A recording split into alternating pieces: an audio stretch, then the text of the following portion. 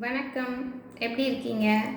பொதுவாக பார்த்தீங்கன்னா சில பேர் ஏதாவது ஒரு விஷயத்தை நினச்சி புலம்பிகிட்டே இருப்பாங்க. என்னால் அதை பண்ண முடியல, என்னால் இதை செய்ய முடியல அப்படின்னு சம்வாட் ஏதாவது ஒரு விஷயத்துக்கு புலம்பிகிட்டே இருப்பாங்க. ஆனால் என்னை பொறுத்த வரையும் புலம்பல் கூட ஒரு பெஸ்ட்டு தெரப்பி, மனசுக்கு ஒரு பெஸ்ட்டு தெரப்பின்னு தான் நான் சொல்லுவேன். நம்ம வலிக்கு எப்படி நிவாரணியோ அது மாதிரி நம்ம மனசில் இருக்க வலிக்கு புலம்பல்ங்கிறது ஒரு பெஸ்ட்டு நிவாரணி. சில பேர் பார்த்திங்கன்னா அவங்களோட புலம்பல், அவங்களோட கஷ்டங்கள், வருத்தங்கள் எல்லாத்தையும் அவங்களுக்கு தெரிஞ்சவங்கள்ட்ட போய் சொல்லி புலம்புவாங்க.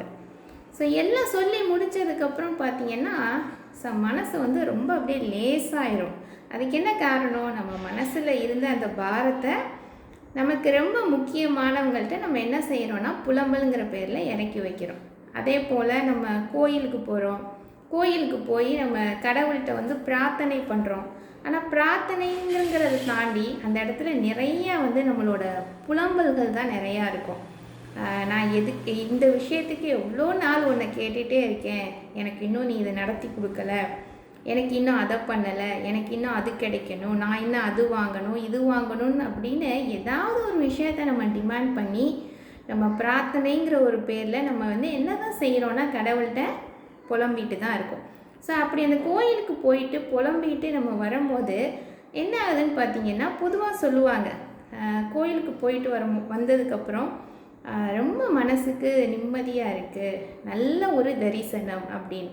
அதுக்கு என்னென்னா அவங்க மனசுக்குள்ளே டம்பாக இருந்த அந்த புலம்பல்கள் எல்லாத்தையும், அந்த கஷ்டத்தையும் நம்ம கடவுள்கிட்ட கொட்டி தீர்த்துட்டு வந்ததுக்கப்புறம் நம்மளோட மனசு ரொம்ப லேசாயிரும். நம்மளோட கஷ்டங்கள் மறைஞ்சிருக்காது, நம்மளோட கவலைகளும் போயிருக்காது, ஆனால் நம்ம மனசு லேசாயிரும். அதையும் தாண்டி அந்த ஒரு நிமிடத்துலேருந்து நமக்கு ஒரு கிளாரிட்டியும் கிடைக்கும். சரி, இதுக்கு ஏன் நம்ம இவ்வளோ கவலைப்பட்டோம், இந்த விஷயத்துக்காக ஏன் நம்ம இத்தனை நாள் இதையே நினச்சி கஷ்டப்பட்டுட்டு இருந்தோம், கண்டிப்பாக இந்த விஷயத்தை நம்மளால் பண்ண முடியும், இந்த கஷ்டத்தை கண்டிப்பாக என்னால் தாண்டி சமாளிக்க முடியும் அப்படின்னு ஒரு நம்பிக்கை நமக்குள்ளே வரும். அதனால் புலம்புறது தப்பு இல்லை, கண்டிப்பாக நம்ம புலம்பலாம். ஆனால் யார்கிட்ட புலம்புறோம் அப்படிங்கிறதுல மட்டும் ரொம்பவே தெளிவாக இருக்கணும். ஏன்னா நம்மளோட கஷ்ட நஷ்டம் சந்தோஷம் எல்லாத்துலேயும் நம்ம கூட இருக்கிறவங்கள்ட்ட நம்ம மேலே ரொம்ப அன்பாக உரிமையாக இருக்கிறவங்கள்ட்ட நம்மளோட புலம்பல்களை நம்ம சொல்லலாம். அதையும் தாண்டி நம்மளோட கஷ்டங்களை ஒரு கதை மாதிரி கேட்டுட்டு போகிறவங்களும் இருக்காங்க. அதனால் உங்களோட புலம்பல்களை சொல்லுங்கள் தாராளமாக. ஆனால் யார்கிட்ட சொல்கிறீங்க அப்படிங்கிறதுல ரொம்பவே கவனமாக இருக்குது. நன்றி.